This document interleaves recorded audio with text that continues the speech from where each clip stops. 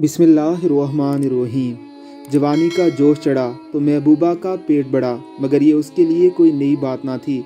कारीगर बंदा था, बस मेडिकल स्टोर से मतलूबा दवाई ली और महबूबा तक पहुंचा दी। बस दो चार उल्टियां ही तो आनी थी, उसके बाद मसला हल।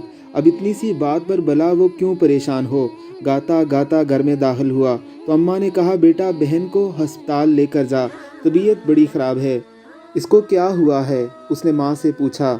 माँ ने सहन में पड़ी अधमोई बेटी की तरफ देखा और बोली, पता नहीं, सुबह से बस उल्टियाँ किए जा रही है। जनाइक उधार है जिसकी अदायगी तुम्हारे घर से होगी। किसी को बुरा लगे माफ़ी चाहता हूँ, लेकिन ये एक हकीकत है जिससे कोई मुकर नहीं सकता।